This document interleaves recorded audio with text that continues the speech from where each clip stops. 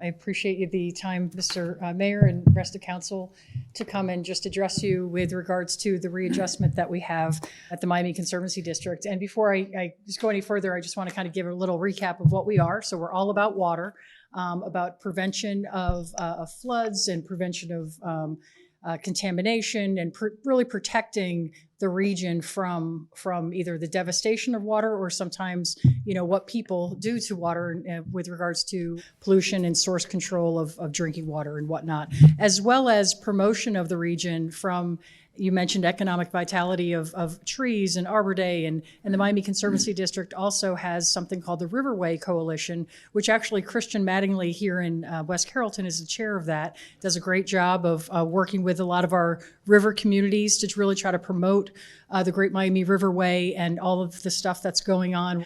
We also have been working closely with Mike Lucking as well with regards to the River District here in West Carrollton and the protection and improvement of the dam that we have here in West Carrollton. That's only a recreational dam. It's not a flood control dam. I'm going to be talking a lot about flood control today, so I just want to make that clear that the dam that we have that is here in West Carrollton has no benefit for a flood control standpoint. That was purely put in for recreational purposes. And then just recently been meeting with your city manager to just kind of bring her up to speed with regards to the readjustment of the flood protection benefits that we have right now. And so some of you may have heard about it, maybe some of you are in the flood protection area. And so I'm just going to give you some information in terms of where we are with that and what it is and impacts and stuff like that.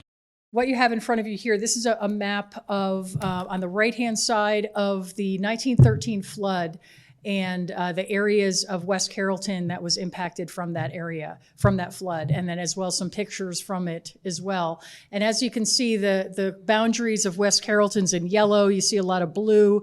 Essentially, the area of West Carrollton had anywhere between 3 to 7 feet of water on it in 1913. And today we protect over $10 billion worth of property all up and down the river, from Piqua all the way south of Hamilton into Hamilton County. And 47,000 properties are protected by the Miami Conservancy District flood protection system. When the 1913 flood happened, we weren't formed yet. First of all, the law had to be created to allow conservancy districts to be able to build protection systems for flood control. And so that's what we did.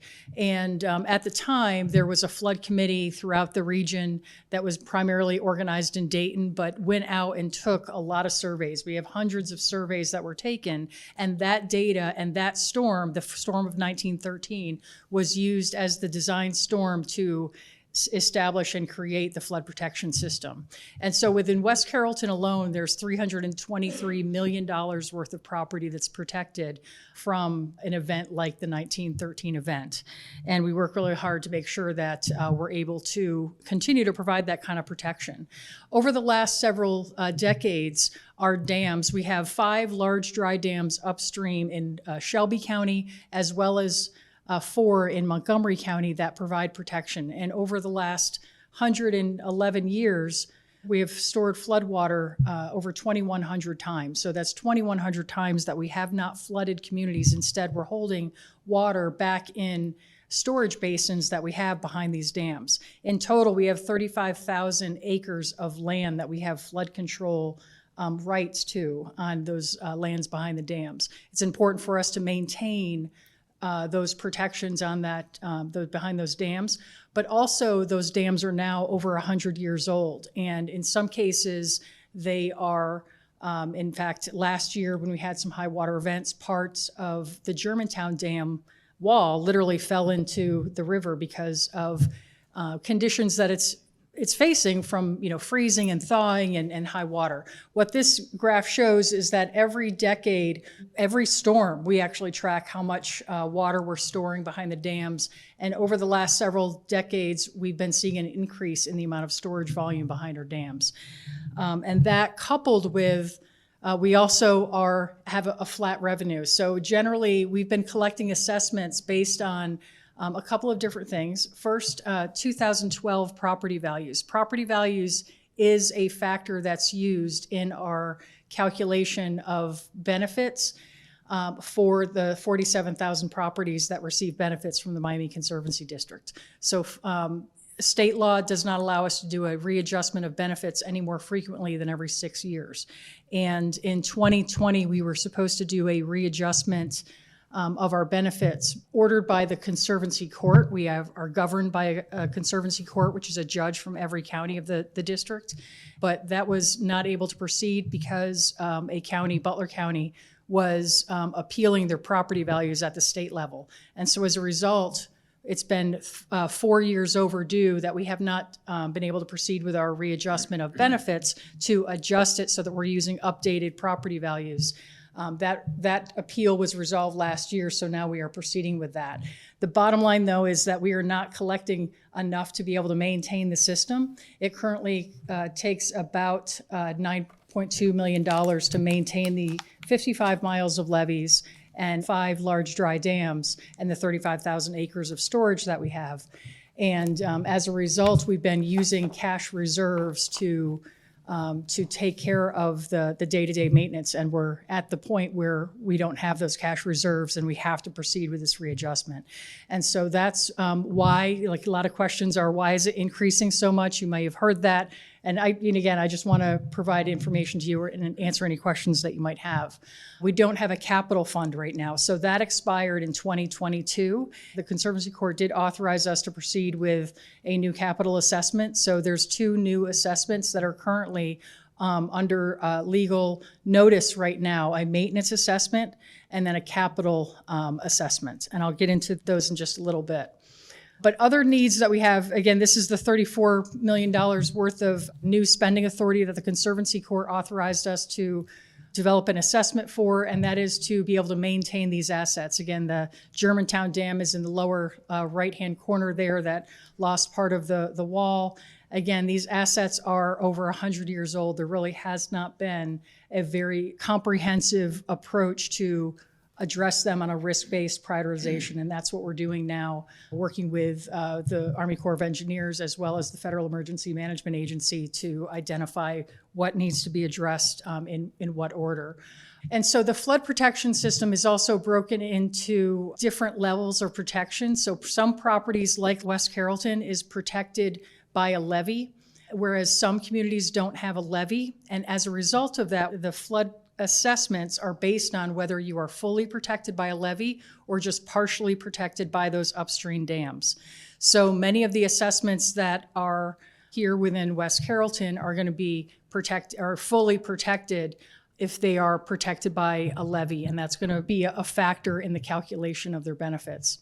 As I mentioned, we have the Conservancy Court authorized us and ordered us to proceed with this readjustment. That's what we are working on right now. Essentially what that does is allow for more of an equitable distribution of costs because we have been using 2012 property values, and as you know, some properties might be demoed, some might have improved. There might be like a new hospital right on the river, for example, in Miami County, that wasn't there in 2012, and so they're actually still paying as if it was a vacant lot or something like that. So the whole purpose of the readjustment is to recognize that there have been material changes in property value or condition, and this readjustment accounts for that. We get property value data directly from the county auditors' databases and use that in the calculation of the benefits, which are currently, again, out for public notice right now.